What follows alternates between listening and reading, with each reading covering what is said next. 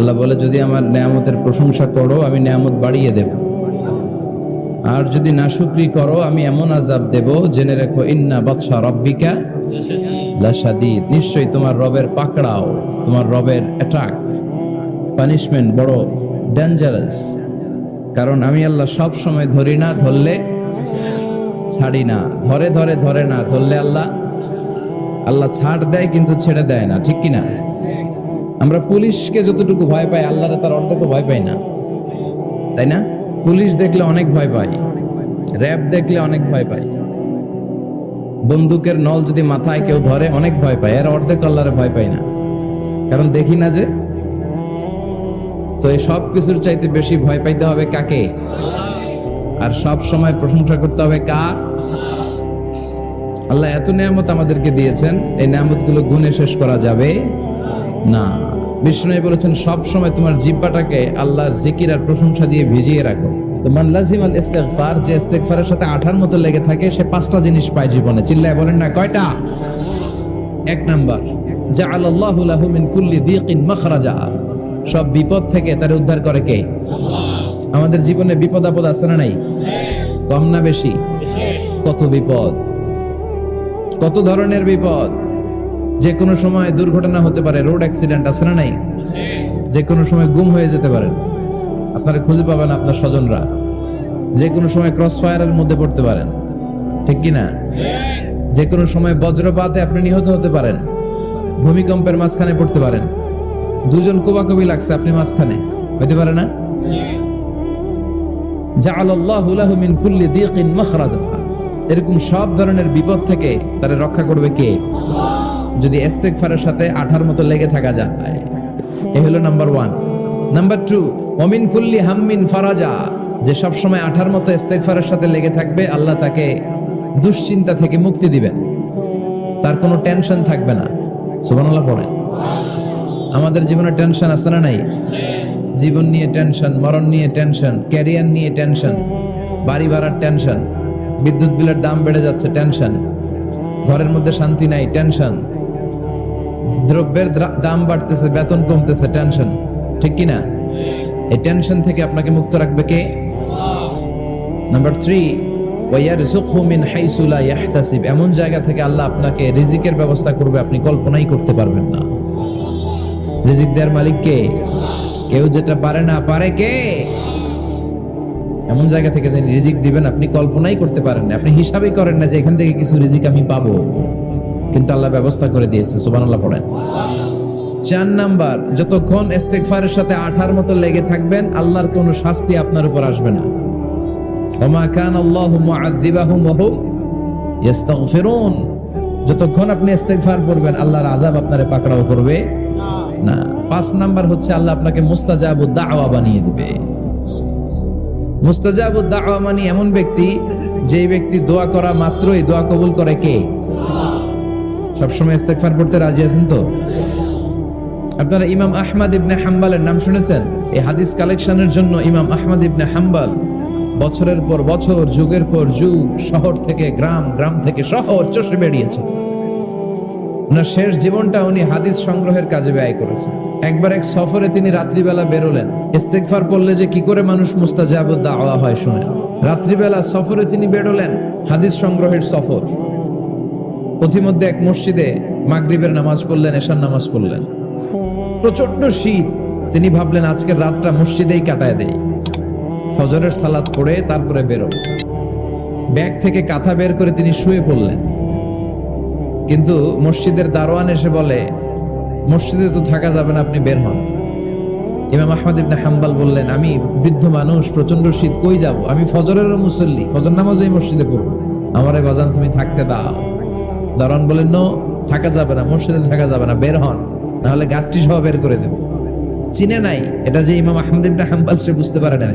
তো দারোয়ানের সাথে সুবিধা করতে না পেরে ইমাম আহমদ ইবনে হাম্বল ব্যাগ নিয়ে বেরোয় গেলেন। প্রচন্ড শীত, কাঁপছেন। হঠাৎ দেখে সামনে এক বাজার, ওই বাজারে এক খাব্বাজ বসে আছে। খাব্বাজ মানে রুটি বিক্রেতা, খাব্বাজ মানে যুবক, একজন রুটি বিক্রেতা, রুটি বিক্রি করে। যে যুবককে সালাম দিলেন, আসসালামু আলাইকুম। যুবক পড়লো, আলাইকুম আসসালাম। ইমাম আহমদ ইবনে হাম্বল বলল, যুবক, আমি মুসাফির মানুষ, থাকার জায়গা নাই, প্রচন্ড শীত। এই যে তুমি চুলার মধ্যে উনুনে রুটি বানাচ্ছ, আমি যদি তোমার চুলার পাশে বসে রাতটা কাটাই, তোমার কোনো সমস্যা হবে? যুবক বলেন, নো, কোনো সমস্যা নাই। আহলান ওয়া সাহলান ওয়া মারহাবান বিক, খোশ আমদেদ, সুস্বাগতম, আসেন। আপনি আমার চুলার পাশে বসে আগুন পোয়ালে আমার সমস্যা কি? আসেন আসেন, বসেন, আপনি মুরব্বী মানুষ। ইমাম আহমদ ইবনে হাম্বল আল্লাহ শুকরিয়া করে চুলার পাশে বসে শীতের রাতে চুলা থেকে তাপ নিচ্ছেন, আগুন পোহাচ্ছেন। আর তিনি দেখতে লাগলেন যুবক আটা দিয়ে রুটি বানায় আর পড়ে আস্তাগফিরুল্লাহ, রুটির খামির বানায় আর পড়ে আস্তাগফিরুল্লাহ, গোল গোল করে খামির দিয়ে দলা বানিয়ে সাজিয়ে রাখে আর পড়ে আস্তাগফিরুল্লাহ, রুটি বেলুন দিয়ে বলে এটারে চুলার ভেতরে ঢুকায় আর কি পড়ে আস্তাগফিরুল্লাহ। ক্রেতা আসলে ক্রেতাকে রুটি দেয় আর পড়ে, ক্রেতার হাত থেকে টাকা নিয়ে ক্যাশ বক্সে রাখে আর কি পড়ে। ইমাম আহমদ ইবনে হাম্বল তো অবাক, ঘটনা কি? আসার পর থেকে এই যুবকটারে দেখতেছি খালি পড়ে আস্তাগফিরুল্লাহ আস্তাগফিরুল্লাহ। তিনি কৌতূহল বশত বললেন, যুবক, মা লাকা ইয়া শাব দাইমান তাকরাউনা আস্তাগফিরুল্লাহ, হে যুবক, তোমার ঘটনাটা কি? আসার পর থেকেই তুমি শুধু দেখতেছি পড়তেছো আস্তাগফিরুল্লাহ আস্তাগফিরুল্লাহ, কারণটা কি? যুবক বলে, আমি সবসময় ইস্তেগফারের সাথে আঠার মতো লেগে থাকি, আর লেগে থাকার কারণে এর বরকতে আল্লাহ আমাকে মুস্তাজাবুদ দাওয়া বানিয়ে দিয়েছে। মানে আল্লাহ আমাকে এমন বানিয়েছে যে আমি দোয়া করা মাত্রই আমার দোয়া কবুল করে কে? ইমাম আহমদ ইবনে হাম্বল বললেন, আনতা মুস্তাজাবুদ দাওয়া, তুমি মুস্তাজাবুদ দাওয়া, মানে তুমি দোয়া করলেই সেটা কবুল হয়ে যায়? যুবক বলে, না, আনা মুস্তাজাবুদ দাওয়া, আমি আমার জীবনে যত দোয়া করেছি সব কবুল করে নিয়েছে কে? আমি মুস্তাজাবুদ দাওয়া, আমি দোয়া করতে দেরি কবুল হতে সেটা দেরি হয় না। তবে আমার পুরো জীবনের সব দোয়া কবুল হলেও একটা দোয়া এখনো কবুল হয় নাই। এটা শুনে ইমাম আহমদ ইবনে হাম্বলের কৌতূহল, কিউরিসিটি আরো বেড়ে গেল। তিনি বললেন, তোমার জীবনের সব দোয়া কবুল হয়েছে, একটা দোয়া কবুল হয় নাই, কি সেই দোয়া আমারে বলো? যুবক বলে, আমার জীবনে যে দোয়াটা কবুল হয় নাই সেটা হচ্ছে, আমি আল্লাহর কাছে দোয়া করে বলেছিলাম, আল্লাহ, শুনেছি এই জামানার সবচেয়ে বড় মুহাদ্দিসের নাম হচ্ছে ইমাম আহমদ ইবনে হাম্বল, আমি যেন ওই ইমাম আহমদ ইবনে হাম্বলের কপালে একটা চুমু দিয়ে মরতে পারি, তুমি তৌফিক দিও। ইমাম আহমদ ইবনে হাম্বল নিজেকে আর ধরে রাখতে পারলেন না, চোখের পানি ছেড়ে দিলেন, যুবককে জড়িয়ে ধরলেন আর বললেন, ইয়া শাব, আহমদ ইবনে হাম্বলের কপালে চুমু দেওয়ার জন্য আহমদ ইবনে হাম্বলের দরবারে তোমার যাওয়ার দরকার নাই, আহমদ ইবনে হাম্বল নিজেই তোমার দরবারে ছুটে এসেছে। আনাল আহমদ ইবনে হাম্বল, আমি নিজেই আহমদ ইবনে হাম্বল। চিল্লায় পড়েন আল্লাহু আকবার। যুবকটি চিৎকার মেরে সাইয়েদনা আহমদ ইবনে হাম্বলকে জড়িয়ে ধরল, আহমদ ইবনে হাম্বলের হাতে হাত রেখে মুসাফা করলো, আহমদ ইবনে হাম্বলের কপালে একটা চুমু এঁকে দিল আর বলল, ইয়া আহমদ ইবনে হাম্বল, এই ইস্তেগফারের কারণে আমার জীবনের সব দোয়াই কবুল হয়ে গিয়েছে। আপনি সব সময় যদি ইস্তেগফারের সাথে লেগে থাকেন, আপনারে মুস্তাজাবুদ দাওয়া বানাবে কে? এজন্য অবসরে যখন কোনো কাজ থাকে না, বেশি বেশি ইস্তেগফার পড়া যাবে না? বিশ্বনবী বললেন, লাউ কাতাআতা জিলদাক, গায়ের চামড়াগুলো কেটে কেটে রোদে শুকিয়ে যদি মায়ের পায়ের দুইটা জুতাও বানিয়ে দাও, ছোটবেলা যে দুধ খেয়েছো সেটার এক ঢোক দুধের শোধ আদায় হবে না। এজন্য মা যে কি কষ্ট করে, এখানে বেশিরভাগই আমরা নর্মাল প্রসেসে পৃথিবীতে এসেছি, তাই না? সিজারিয়ান বেবি খুব কম, থাকলে এক দুইটা। নর্মাল প্রসেসে একটা বাচ্চাকে ডেলিভারি করতে একটা মায়ের যে কত কষ্ট হয় আপনি কল্পনাই করতে পারবেন না। চিকিৎসা বিজ্ঞান বলে একজন সুস্থ মানুষ 45 ইউনিট পেইন বা ব্যথা একজন মানুষ সহ্য করতে পারে। ব্যথার তীব্রতা বা মাত্রা যদি 45 ইউনিটের বেশি হয়, যদি ছাড়িয়ে যায়, হয় লোকটা বেহুশ হবে, নয় মরে যাবে। আমার আর আপনার মা যখন আমাদেরকে নর্মাল প্রসেসে ডেলিভারি করেছেন, তখন তারা 45 না 57 ইউনিট প্লাস 57 থেকে 60 ইউনিটের পেইনও তারা ছাড়িয়ে গেছে।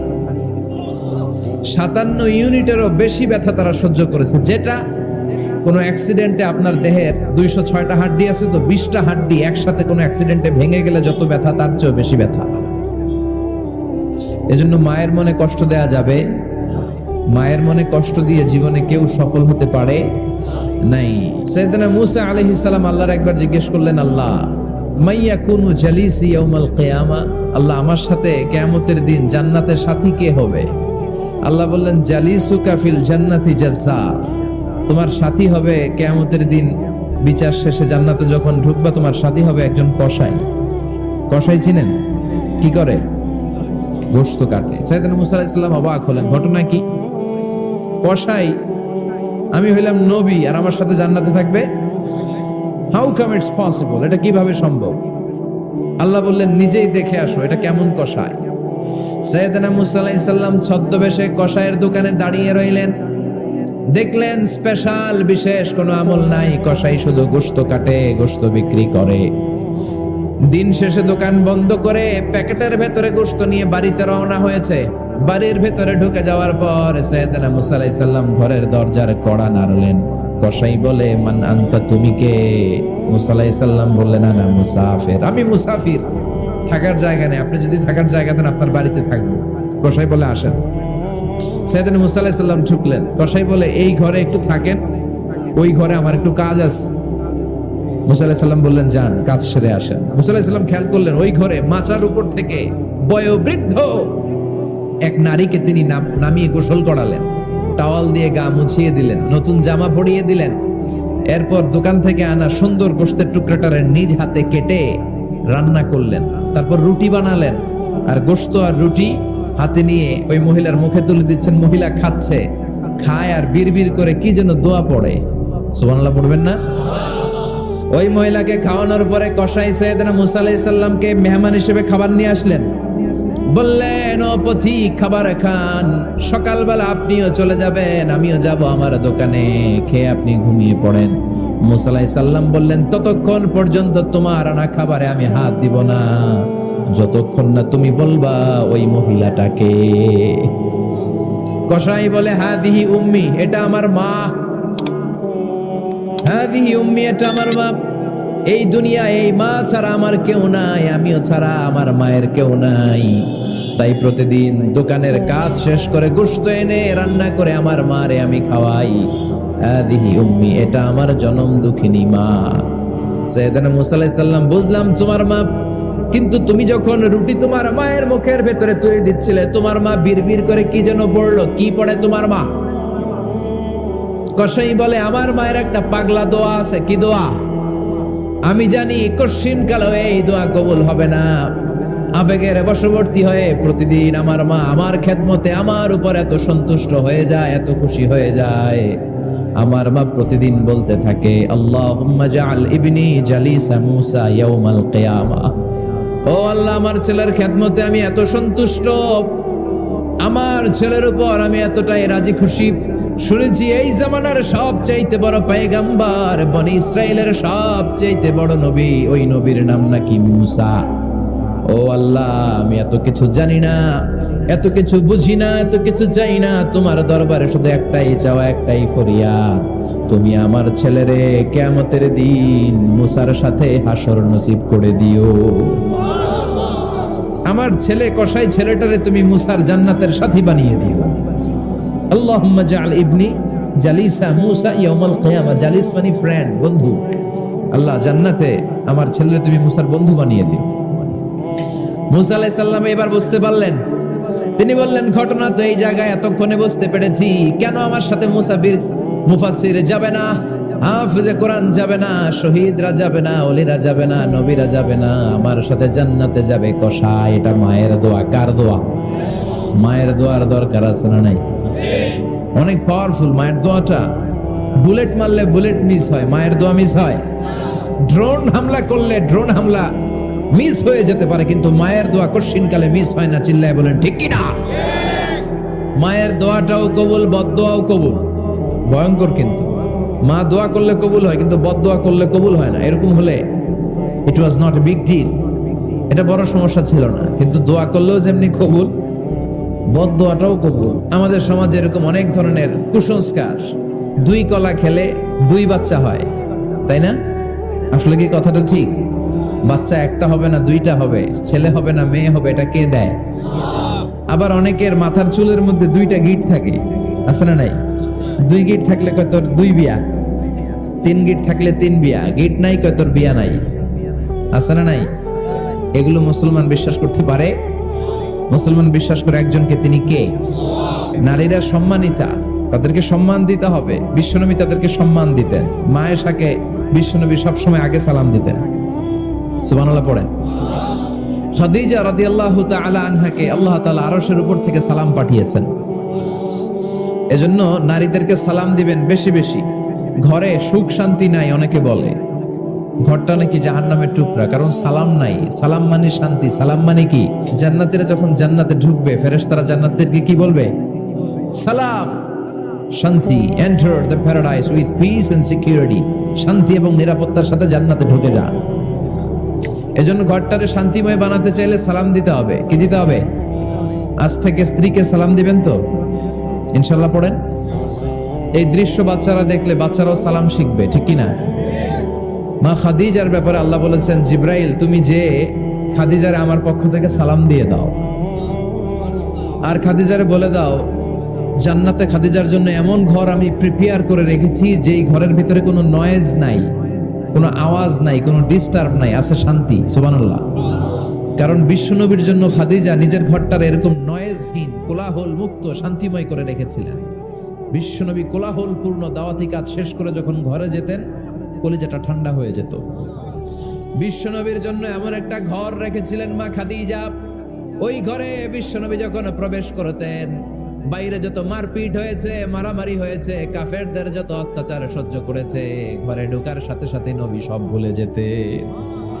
এত মায়া, শান্তি, প্রশান্তির ঘর খাদিজা বানিয়েছিল। এজন্য আল্লাহ বলেছে, জিব্রাইল খাদিজারে বলো খাদিজার জন্য এমন জান্নাত আমি রেখেছি যে জান্নাতে কোনো সাউন্ড নাই, আওয়াজ নাই, ডিস্টার্ব নাই, কোলাহল নাই, কোনো নয়েজ নাই। চিল্লায় পড়েন আল্লাহু আকবার। এজন্য মায়েরা খাদিজার জীবনী থেকে শিক্ষা, স্বামীর জন্য ঘরটারে প্রশান্তিপূর্ণ করে রাখবেন। প্রশান্তির একটা জায়গা যেন হয়। কানের কাছে এসে বেশি বেশি ঘ্যান ঘ্যান করেন না। ঘরে ঢুকলেই চাল নাই, ডাল নাই, এটা লাগবে, ওইটা লাগবে, ছেলের ওইটা লাগবে, আস্তে আস্তে। অনেক স্বামী হার্ট অ্যাটাক করে স্ত্রীর কারণে। স্বামীরাও সালাম দিবেন, স্ত্রীরাও দিবেন। সালাম মানে শান্তি। তো ঘরটারে শান্তি দিয়ে ভরে দিবে কে? আর একে অপরের প্রতি শ্রদ্ধাবোধ রাখবেন। তো নারীদেরকে খুশি করার জন্য আল্লাহ সূরা দিলেন, সূরাতুন নিসা। প্রাণীদের নামে অনেক সূরা আছে, সূরাতুল বাকারা আছে না নাই? বাকারা মানে কি? গাভী। গাভীর দুধ খাবেন। বিষ্ণু বলেছেন গরুর গোশত খেয়েও কম, দুধ খেয়েও বেশি। আলাইকুম বিআলবানিল বাকার, তোমাদের উচিত গরুর দুধ খাওয়া। ফাইন্নাহা তুরাম্মু মিনাল আশজার, কেননা গরুর দুধ এটা হচ্ছে সবুজ ঘাস আর পাতার নির্যাস। ফি লাবানিহা শিফা, গরুর দুধে আছে শিফা। ও ফি লুহুমিহা দা, গরুর গোশতে আছে রোগ। গোশতে আছে কি? গরুর গোশত খাইলে রোগ বাড়ে না? অনেক ডাক্তার আছে, এরা সিরিয়াল নেয় না, যারা গরুর গোশত খায় বেশি। বলে লাল মাংস যারা খাবে এরা যেন আমার সিরিয়াল না দেয়। আছে না নাই? বিশ্বনবীর খাবারের তালিকায় দুধ ছিল। বিষ্ণু বলতেন বেশি বেশি দুধ খেও। এবং বিষ্ণু বলেছেন মায়েরা যেন তাদের বাচ্চাদেরকে দুধ খাওয়ায়। মায়ের বুকে প্রথম যে দুধটা আসে এটাকে বলে শাল দুধ। এটা বাচ্চার জীবনের প্রথম প্রাকৃতিক টিকা। সুবহানাল্লাহ পড়েন। আমরা কত টাকা দিয়ে দামি দামি টিকা দেই, কিন্তু প্রথম টিকাটা আল্লাহ ফ্রি দিয়েছেন। সুবহানাল্লাহ পড়েন। বাকারার নামে সূরা দিলেন, আনকাবুত মাকড়সার নামে সূরা দিলেন, নাহাল মৌমাছির নামে সূরা, নামাল পিঁপড়ার নামে সূরা। সুবহানাল্লাহ পড়েন। এইভাবে আপনি খুঁজলে কোরআনের চ্যাপ্টারগুলো যে কত সুন্দর সুন্দর নাম দিয়ে আল্লাহ দিয়েছেন, তারই ধারাবাহিকতায় আজকের সূরাটির নাম দিয়েছেন আল্লাহ একটা ফলের নামে। কিসের নামে? 3 ফলের নামে। সূরার নাম কি? সাইয়েদনা বারা ইবনে আযিব রাদিয়াল্লাহু তাআলা আনহু বর্ণনা করেন, বুখারীর বর্ণনা। তিনি বলেন, সামি'তু রাসূলুল্লাহি ইয়াকরাউ সূরাতাত তিন ফি সালাতিল ইশা। আমি বারা ইবনে আযিব রাদিয়াল্লাহু তাআলা আনহু এশার নামাজে বিশ্বনবীকে সূরাতুত তিন তেলাওয়াত করতে শুনেছি। তিনি বলেছেন এশার নামাজে আমি বিশ্বনবীকে সূরাতুত তিন তেলাওয়াত করতে শুনেছি। ফামা সামি'তু আহসানা সাউতিন মিন সাউতি রাসূলিল্লাহ, আল্লাহ রাসূলের কণ্ঠের চাইতে এত মধুর কণ্ঠ আমার জীবনে শুনি নাই।